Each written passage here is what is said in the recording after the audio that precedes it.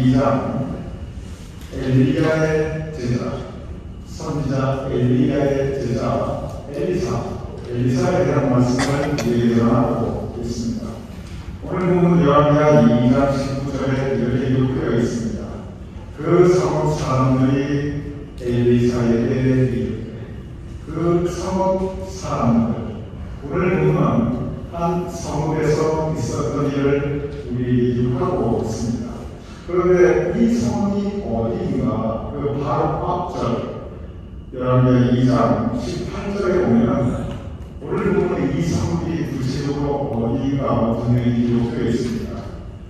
오늘 본문의 바로 앞절, 성경 본문에 나와 있지 않지만 이렇게 있지는 않지만 그 바로 앞절 2장 18절에 보면 엘리사가 여리고에 머무는 중에 이렇게 기록되어 있어요. 즉 오늘 본문, 오늘 함께한 열왕기하 2장 19절 이하의 본문은 여리고를 대표로 하고 있습니다. 성경에 많은 지명들이 있습니다. 예루살렘, 베들레헴, 갈릴리, 나사렛 등등 우리 교인들에게 아주 익숙한 여러 성경의 지명들이 있습니다. 그런데 우리 교인들께서 아주 귀에 익숙하신 성경 지명 중 하나가 여리고입니다. 성경에 보면 여리고 출신 분들이 여러 사람들이 있습니다.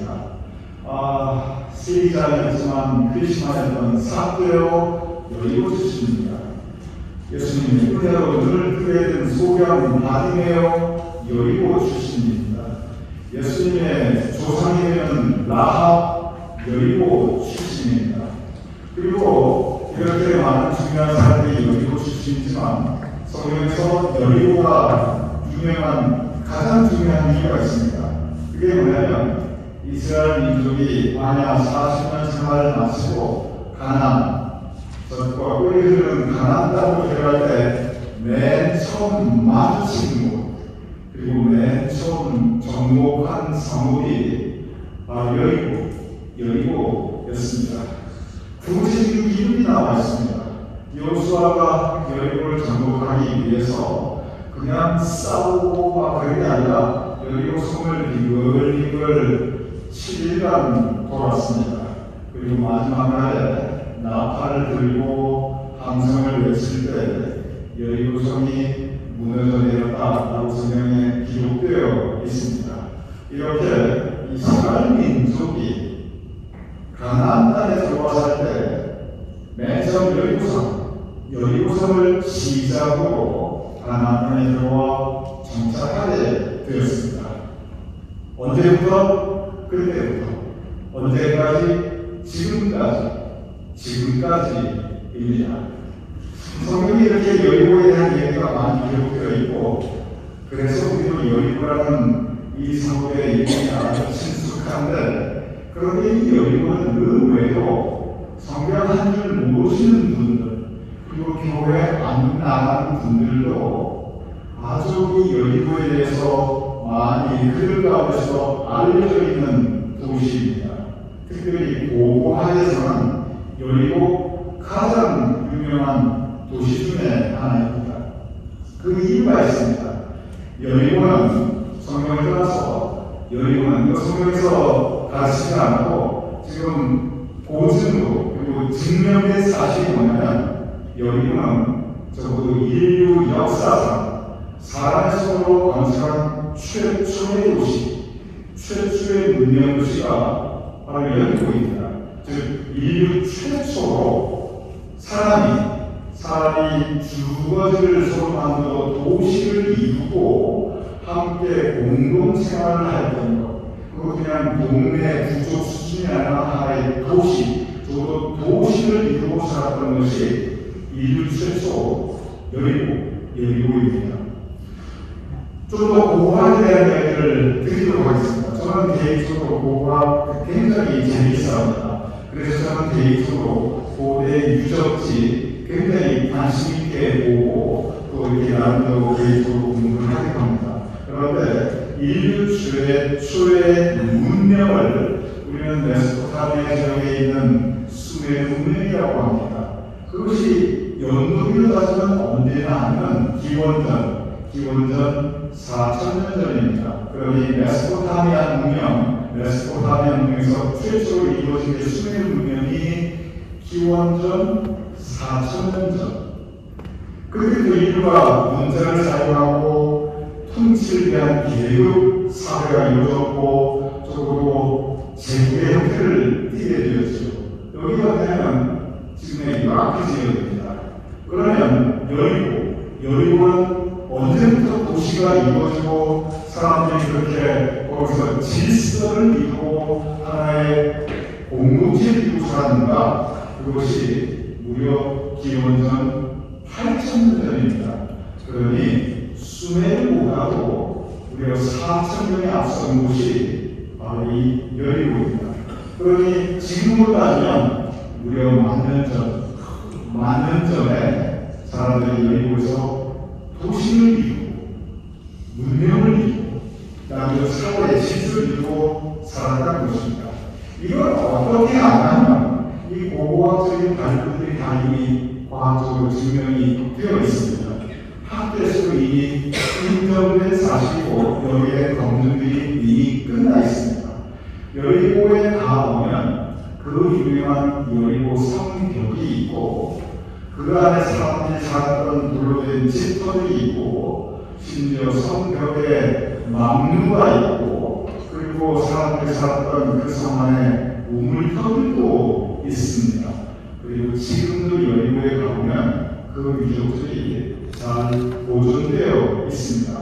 요즘은 과학적인 방법으로 고고학에서는 연대를 추정하는 게 별로 어렵지가 않아요. 그래서 연대를 추정해보니 무려 기원전 8,000년이라는 것이 이미 증명이 되어 있습니다.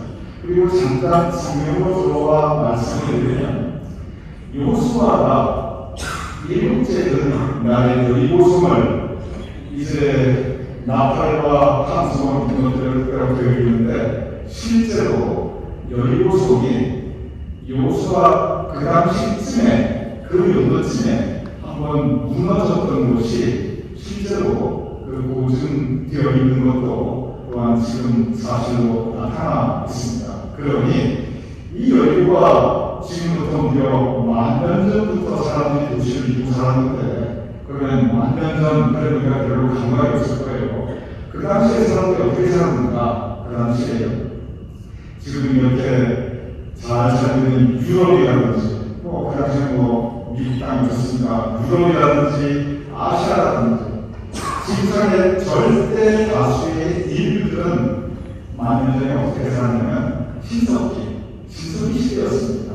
즉 수렵과 채집, 농사를 할 수 없고 농사를 지을 줄 모르니까 농사 짓는 거 없었고 그 당시 목축, 가축을 기르는 것도 없었고 그냥 신석기 시대니까 사람들이 토굴 같은 데 살면서 그냥 나가서 사냥하고 채집, 열매 따먹고 그런 수준으로 살고 있었던 것이 지금부터 만 년 전입니다. 그런데 인류 다른 쪽에 사는 사람들은 그렇게 신석기 시대를 살고 있는데 여리고에서는 도시를 이루고 성을 쌓고 문명 생활을 하고 있었으니 그러니 여리고 사람들이 전 세계에서 인류 역사상 최초로 사람답게 살았던 사람들입니다.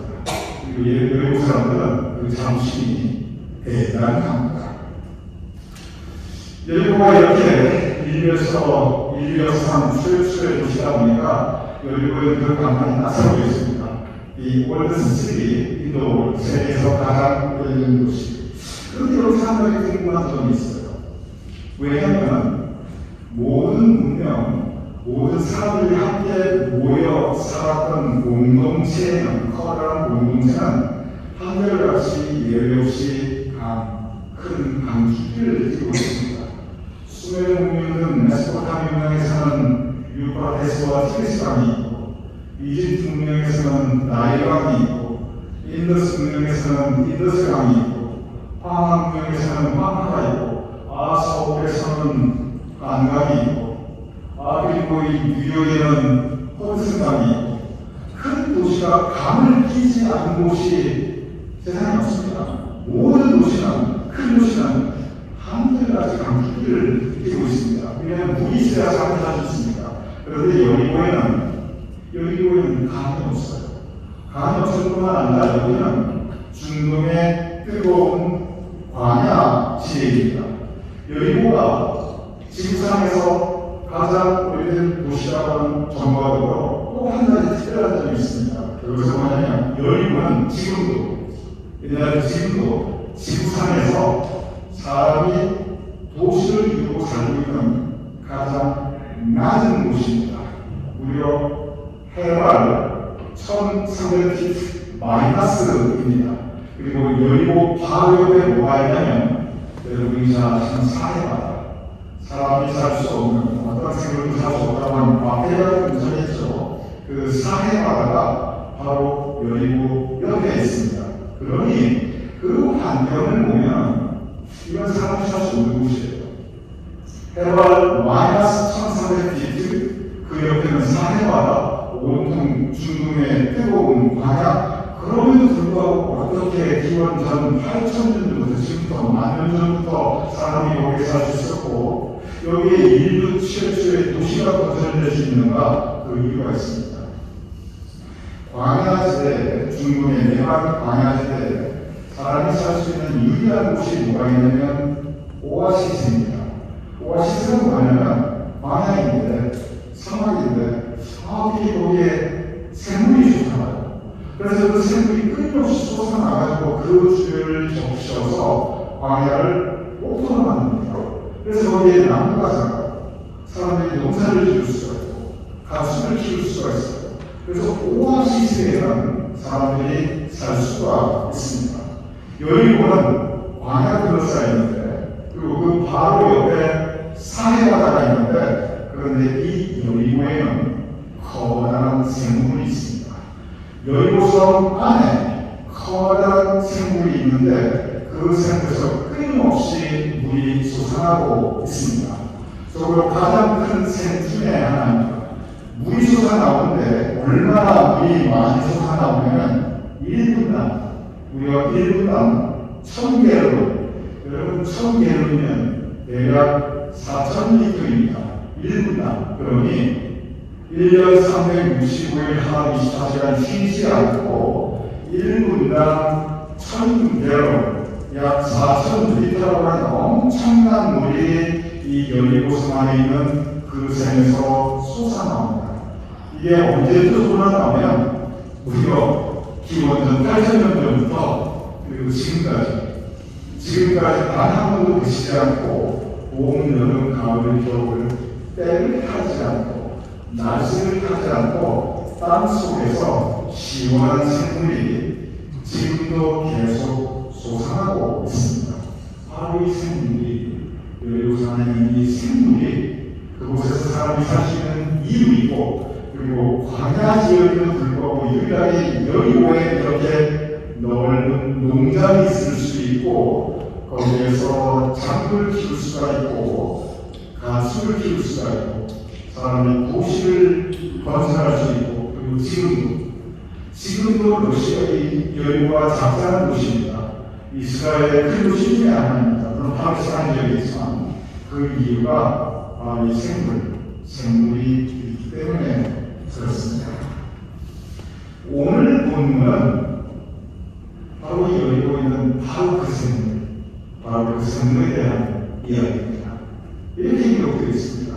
요한계시록 2장 10절에 보면 그 성 사람들이 여리고 사람들입니다.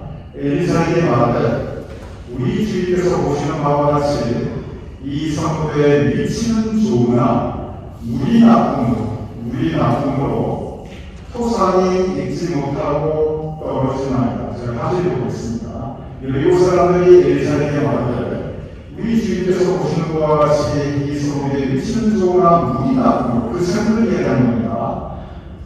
토산이 그 열매가 익지 못하고 떨어지나이다. 물이 나쁨으로 나무의 열매가 익지 못하고 곡식의 열매가 익지 못하고 떨어진다. 이 엘리사가 어디에 사람이냐면 BC 7세기입니다. BC 7세기니까 지금부터 한 2800년 전입니다. 그러니 역사적으로 볼 때 이 엘리사가 있었던 그 전에, 엘리사가 있었던 그 전 무려 7,000년 동안 사람들이 그걸 보고 잘 살았어요. 엘리야 이전에 무려 7,000년 넘게 사람들이 그걸 가지고 농사도 짓고 이 과일나무 심고, 그래서 그 엘리 여리고에 가보면 사태와 커다란 뽕나무에 올라가고 그러잖아요. 그 사태와 올라가는 뽕나무가 그 커다란 뽕나무 지금도 있습니다. 그 이유는 뭐냐면 그렇게 큰 나무가 잘 자랄 수 있고 살 수 있는 곳이 여리고였어요. 그러니 엘리사 이전에 7,000년 동안 문제가 없었다는 얘기예요. 그러니까 사람들이 그걸 먹고 그걸로 농사짓고 토산이 잘 익어서 그 열매에 거두고 그리고 거기에 도시가 번성할 수 있었죠. 그런데 무슨 일인지 모르지만 엘리사 때에는 성경 말씀에 그 물이 나쁨으로 도대체 열매가 익지 못하고 떨어진다는 것입니다. 그러니 10년 동안 잘 먹고 살았던 그 물이 웬일인지 제대로 구실을 잘 하지 못하고 있다는 이야기입니다. 성경에 보면 생물, 이 생물을 두 가지로 구별합니다. 성경에 나타난 생물 두 가지 모습이 뭐냐면 단물과 그리고 쓴물입니다. 단물은 흙을 먹고 사람이 살 수 있고 가축이 먹고 그리고 농작물이 자라는 생물의 근원가, 그것이 단물이에요. 쓴물은 뭐냐면 사람이 먹을 수가 없어요. 그걸로 유황이 많이 섞여지고 성분이 뭔지 모르지만 농사도 잘 안 돼요. 그게 이 단물과 쓴물입니다. 그래서 출애굽기에 보면 이 단물에 대한 이야기, 쓴물에 대한 이야기, 쓴물이라는 단물이라는 삶에 대한 얘기가 구체적으로 기록되어 있습니다. 그런데 오늘 이 말씀에 보면 엘리사 때 이 여리고성의 생물은 쓴물이었습니다.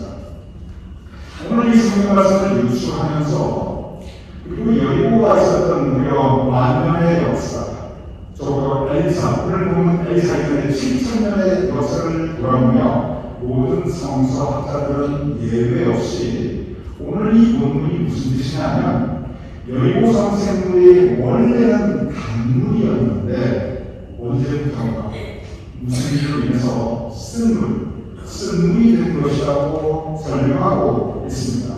그리고 저도 그 설명에 동의하고 공감합니다. 왜냐하면 그렇지 않으면 이렇게 오랜 기간 동안 여리고가 살아날 수가 없어요. 오늘 본문을 통해서 우리가 생각해볼 신앙적 주제가 있습니다. 원래 단물이었던 여리고 생물, 그래서 수천 년간 사람들이 살 수 있었고 가축을 기를 수 있었고 농사를 지을 수 있었고, 지금도 여리고 주변에 보면 야산들이 많습니다. 이렇게 야산들 많은 나무들을 심을 수 있었고 자랄 수 있었고 열매를 거둘 수 있었던 그 단물 여리고 생물, 그 생물이 무슨 일로 언제부턴가 쓴물이 되었던 것입니다. 그래서 토산이 있지 못하고 떨어지고 사람들이 그 물로 즐거워할 수 없는 그러한 쓴물이 되어 있는 모습을 우리는 이 성서를 통해서 알 수 있습니다. 마을 사람들이 이 문제를 오늘 본문의 엘리사에게 가지고 옵니다. 그러면서 이야기합니다. 보소서 이 여리고 생물, 우리가 대대로 먹고 살던 이 생물이 단물이 쓴물이 되었나이다. 고쳐주시옵소서. 그래서 열왕기상 2장 21절, 21절과 22절에 보면 이렇게 기록되어 있습니다. 엘리사가 물 근원으로 나가서 바로 여리고성의 그 생물입니다. 소금을 그 가운데 던지며 이르되 여호와의 말씀이 내가 이 물을 꽂혔으니 이로부터 다시는 죽음이나 열매 맺지 못함이 없을지니라 하셨느라 하니 그 물이 엘리사가 한 말과 같이 고쳐져서 오늘에 이르렀다. 그리고 사람들이 엘리사를 대답합니다. 엘리사가 그러니까 하나님의 사람입니다. 능력의 종입니다. 선지자였습니다. 선지자시여 이 샘물을 고쳐주소서. 이 샘물을 고쳐주소서. 엘리사가 소금을 그물 가운데 던지면 여호와의 말씀으로 내가 고쳐노라 이야기합니다. 그러면서 다시는 죽음이나 열매 맺지 못함이 없을지니라. 다시 강물이 될지어다. 그리고 오늘 말씀에 그 물이 엘리사가 한 말과 같이 고쳐져서 오늘에 이르렀다. 실제로 지금 가보면 지금도 그 샘물에 무수합니다. 제가 직접 가보고 제 눈으로 보았습니다. 그리고 거기 딱 써있어요. 그 샘물에 표가 있습니다. 엘리사의 샘물이다. The Elisa's Spring Foundation으로 딱 써있어요. 그리고 밑에 구제가 또 안 있어요. 뭐라고 되어 있나? 그 위에 세상에서 가장 오래된 도시 여리고. 그러니까 그 엘리사의 샘의 팻말에 위에는 세상에서 제일 오래된 도시 여리고가 써있고 그 밑에는 엘리사의 샘물. 엘리사의 샘물. 즉 엘리사가 그 샘물을 강물로 고친 기적을 기념하고 있고 지금도 우리 3000년이 지났는데 지금도 여리고 사람들이 그 일을 기억하고 있습니다. 그리고 지금도 그 일을 기억하면서 팻말을 세워놨습니다. 그리고 그 샘물은 지금도 공통 1분당 4,000리터가 지금도 솟아나고 있어서 여리고 사람들이 지금도 금을 먹고 살고 있습니다. 여리고 주변의 농장들이 금 가지고 농사짓고 있습니다. 그 주변으로 확장한 광야인데 그 바로 옆에는 사해바다인데 그런데 지금은 푸른 농장지대가 침도되어 있습니다. 오늘 이 말씀이 우리에게 큰 교훈이 있습니다. 우리 누구나 가지고 살아가는 생물이 있습니다. 우리가 외적인 생물이 있고 내적인 생물이 있어요. 외적인 생물은 우리가 하나로 먹고 살아가는 경제 문제가 될 수도 있어요. 우리가 하나로 아기를 믿고 살아가는 인간 관계일 수도 있습니다. 그런데 이러한 생물들 우리가 그거 먹고 살아갑니다. 경제 문제로 우리가 하나로 일용할 양식을 먹고 살아가고 그리고 인간관계에서 살아가고 서로 의지하고 살아가고 있어요. 그래서 그 생물은 우리가 살아가게 하는 강물입니다. 외적으로 우리는 마음이라고 하는 생물이 있습니다. 이 마음에서 우리가 서로 하나님께 올려드리는 감사의 찬양이 있고 그리고 하나님의 은혜에 대한 감사, 사랑의 마음, 우리가 착하게 살려고 하는 귀한 마음들이 있습니다. 그래서 우리 마음에서도 이 생물, 강물이 솟아나고 있습니다. 그래서 우리는 본질적으로 우리의 인생살이는 이렇게 외부적인 생물과 그리고 우리 마음에서 솟아나는 내부적인 생물로 인해서 우리가 살아갈 수 있어요. 강물이 있어야 우리가 살아갑니다. 그런데 때로 여리고 생물처럼 무슨 일로인가 그리고 언제부터인가 강물이 쓴물로 바뀔 수가 있습니다. 보셔서 이 물이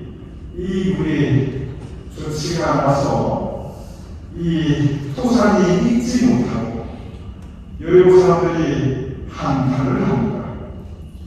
우리가 살아가는 이 생물이 강물이 쓴물이 되어서 토산이 익지 못하고 즉 열매가 결실하지 못하고 우리의 삶에 풍성함을 주기보다는 우리의 삶에 아픔과 고통과 상처를 줄 때가 너무 많이 있습니다. 외부적인 경제 문제가 우리를 힘들게 할 때가 있고요. 인간관계가 우리를 힘들게 할 때가 있고 우리가 살아가는 건강의 문제가 우리를 힘들게 할 때가 있고 그리고 우리 마음에서 쏟아나는 것이 감사와 은혜와 기쁨과 찬양이 솟아나야 되는데 사람의 마음에 자꾸 불평과 원망이 솟아나고 이것도 싫고 저것도 지겹게 느껴지고 괜히 마음에서 불이 나는, 즉 단물이 솟아나는 게 아니라 마음이 쓴물이 나는 샘이 되어버릴 때가 있습니다. 토산이 있지 못하고 열매가 있지 못하고 우리의 삶이 풍성하지 못하고 거두지 못하는, 수고하고 노력하되 그러나 거두지 못하는 그런 외적인 삶과 마음의 상태가 될 때가 있습니다. 이것이 바로 오늘 본문의 상황입니다. 오늘 보면 여호와 열왕기하 2장 21절 이렇게 기록되어 있습니다. 여호와의 말씀이 내가 이 물을 고쳤으니, 제가 다시 읽어보겠습니다. 여호와의 말씀이 내가 이 물을 고쳤으니, 무엇을 고쳤습니까? 여리고 샘물이 원래 단물 나는 풍성한 샘이었는데 무슨 일로 쓴물이 되어버린 거예요. 엘리사는 그 샘물을 고칩니다. 무엇으로? 여호와의 말씀으로. 마찬가지입니다. 우리 마음의 샘물도 우리가 돌아보며 그리고 고쳐야 합니다. 다시 단물 나는 샘으로 고쳐야 합니다. 오늘 본문에 그 여호와의 말씀으로 그 물을 고쳤고 그 단물난 샘물이 오늘까지 일어났다고 기록되어 있습니다. 여호와의 말씀으로 우리의 삶의 주변으로 우리 마음을 단물난 샘물로 고치고 그리고 그것에 의지해서 살아가야 합니다. 단물난 샘물은 근본적으로 그것은 은혜입니다. 본질적으로 은혜는 많지 않습니다. 하나님께서 우리 모두에게 열린 샘물을, 이 엘리사의 샘물을 주셨어요. 지금도 그곳에 단물, 하나님의 은혜가 솟아나고 있습니다. 오늘 두 번째 본문이 이렇게 기록되어 있습니다. 요한복음 4장 13절 14절 예수께서 대답하여 이르시되 이 물을 마시는 자마다 다시 목 마르려니와 그러나 내가 주는 물 마시는 자는 영원히 목마르지 아니하니 내가 주는 물은 그 속에서 영생하도록 솟아나는 샘물이 되리라. 주님께서 말씀하셨습니다. 주님께서 내가 주는 물을 마시는 자는 영원히 목마르지 아니하니 주님께서 우리 모두에게 영원히 솟아나는 샘물, 은혜의 샘물을 허락하여 주셨습니다. 어차피 우리가 살아가는 인생이란 여리고성 광야에 놓여 있습니다. 그리고 어차피 여리고성 옆에 있는 사해바다처럼 우리 인생 주변에는 사해바다와 같이 이렇게 죽음의 세력들이 도사리고 있습니다. 그런 가운데서 여리고 살아날 수 있었던 것은 바로 샘물, 마자는 샘물, 솟아난 샘물, 강물난 샘물이 있기 때문이었습니다. 우리도 우리 인생 살아갈 수 있는 것은 바로 하나님의 은혜이기 때문에, 솟아난 은혜의 샘물이기 때문에 살아갈 수 있습니다. 우리 이 말씀에 의지해서 광야 같은 인생 살아가지만 그러나 하나님께서 끊임없이 터뜨려 주시는 솟아난 샘물, 그 은혜의 물에 살아갈 수 있는 우리 모두가 될 수 있기를 주님의 축원합니다. 기도하겠습니다. 하나님, 여리고의 관건이 광야와 사해바다였습니다. 그러나 그 가운데 솟아난 샘물이 있기 때문에, 강물난 샘물이 있기 때문에 지금까지 여리고가 그 만년의 역사를 살아올 수 있었사옵나이다. 아버지 하나님, 우리 마음에도 주님의 솟아난 샘물의 은혜가 있게 하여 주시옵소서. 우리 주변의 삶의 환경이 광야와 사해바다 될지라도 그러나 솟아나는 은혜의 샘물에 의지하여 세상을 이겨 살아갈 수 있는 일을 줄 수 있도록 주님 도와주시옵소서. 오늘 이 본문의 말씀, 엘리사의 샘물의 기적이 바로 우리의 삶의 매일 일상의 기적이 될 수 있도록 주님 붙잡아 주시옵소서. 예수님으로 기도드렸사옵나이다. 아멘. 하나님께서 주님께서 언제나 우리와 함께 하심을 감사합니다. 우리의 삶에 앞서 가십니다. 임마누엘의 은혜로 우리에게 필요한 모든 것을 예비하여 주십니다. 에벤 베셀의 은혜로 언제나 우리를 도우심을 감사합니다.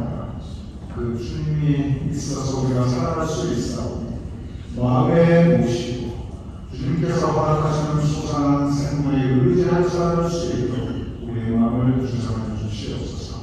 오늘 하나님께 예배를 드리며 우리의 예물을 공헌하여 올려옵나이다. 아버지 하나님, 우리 손길들을 기억하여 주시옵소서. 우리 교우님들의 각 가정을 기억하여 주시옵소서. 그리고 우리 교우님들의 마음 가운데 주님의 은혜를 더하여 주시옵시고, 우리 교우님들의 각 가정의 감사와 찬양의 제목과 이유를 은하게 할수록 더하여 주시옵소서. 그리하여 바다 같은 인생 살아가시다. 사회바다가 곁에 있지만 그러나 하나님을 향하여 올리는 은혜의 찬양과 감사의 노래가 우리 마음속에 우리 교우님들의 각 가정에 끊이지 않도록 주님 은총하여 주시옵소서. 이제는 우리 주 예수 그리스도의 크신 은혜와 아버지 하나님의 끈질하신 사랑, 성령의 감동 강화 역사하심이 이 시간 함께 예배를 드리는 우리 모두의 머리입니다. 사랑하는 우리 가족들과 우리 모든 자손들과 후손들의 머리입니다. 주님께서 세워주신 우리 교회와 우리가 행하는 모든 예배와 사역들 위에 우리가 두고 온 자랑스러운 모든 대한민국과 우리가 살아가는 이 땅 미국과 온 세상 하나님의 백성들을 위해 특별히 고통받고 있는 그리고 많은 어려움 가운데 있는 그러한 영혼들을 위해 지금부터 영혼까지 함께 하실 것을 간절히 축원하옵나이다. 아멘.